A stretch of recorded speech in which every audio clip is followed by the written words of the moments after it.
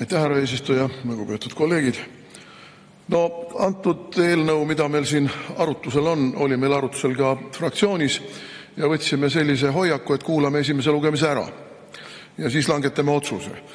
Minu arvates meie otsus järgmisel fraktsiooni koosolekul selle eelnõu osas on teha eelnõule katkestamisettepanek, sest see eelnõu on järjekordne samm tsensuuri, ühiskondliku arvamuse, kodanike vaba tahte, ettevõtete ettevõtlusvabaduse ja kõige selle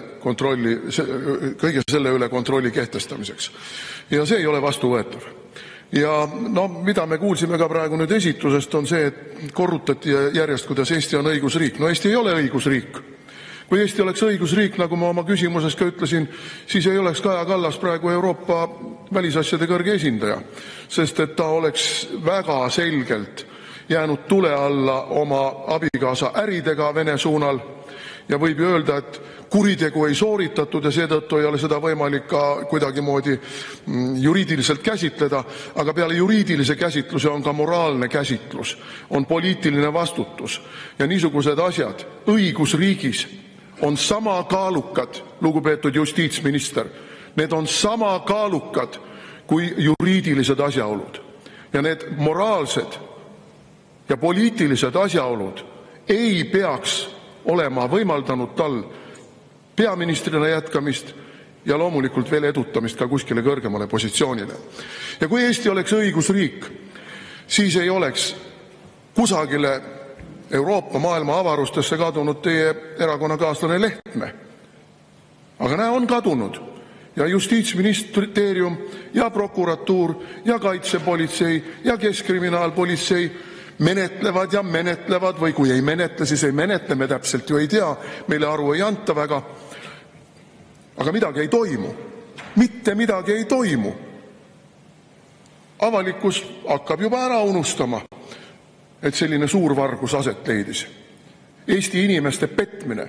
Jällegi, isegi kui seda ei ole võimalik kuidagi juriidiliselt paragrahvi alla panna ja karistada, ärme ruttame sündmustest ette, meil on süütuse presumptsioon, siis moraalses plaanis on see igal juhul karistatav, taunitav, hukkamõistetav.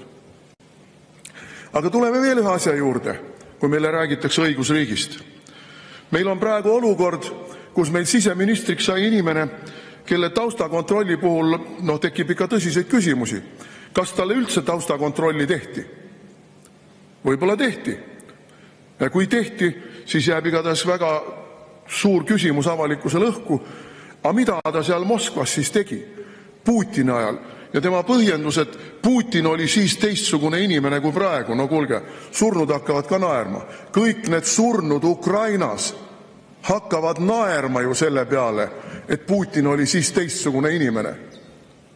Mis argumentidega tuleb välja mees, kes on siseminister, värskelt siseministriks saanud? Aga siin on veel üks konks asja juures, lugupeetud justiitsminister. Isegi kui me eeldame, et ta oli seal väga aus üliõpilane, keegi teda ära ei värvanud ja keegi teda mõjutada enam ei saa, siis siseministeerium ja justiitsministeerium on mõlemad ühe erakonna juhtimise all. Ja see ei ole demokraatiale hea kooskõla. See ei ole demokraatiale hea kooskõla juba selle taustaga, et te mõlemad olete ju oma edu saavutanud suurel määral selle kodanik Lehtme suurte pingutuste tulemusena. Nii et mõned väikesed näited õigusriigist, aga me võime neid õigusriigi näiteid veel tuua. Toome selle õigusriigi näiteks selle, et nagu ma ütlesin, meil liitub inimesi pidevalt, kes ütlevad, nüüd ma olen ometi vaba ja nüüd ma saan tulla EKRE-sse kartmata repressioone tööandja poolt. Ja see on vaba, paluks lisaaega, see on vaba ja õigusriigi põhimõtetega kaetud riik. Ei ole vaba, sest te võite meile rääkida siin paragrahv 12, aga see ei rakendu. Ta lihtsalt ei rakendu. Sest kui need inimesed pöörduvad kohtu poole, siis ei ole kindel, et kohus võtab üldse menetlusse või prokuratuur. Kui nad saavadki kohtusse, siis see menetlus on nii kallis ja võtab nii kaua aega, et mitte midagi ei juhtu. Inimene lähebki enne ära pensionile ja ütleb, et nüüd ma saan EKRE-sse tulla.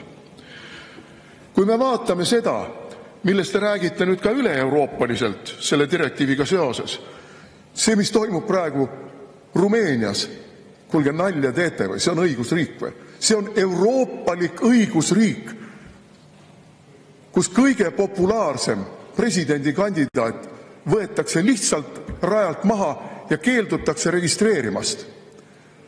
No see on nüüd juba kõrgem tase, aga sellele on eelnenud ja Euroopa Liidus teised toredad asjad.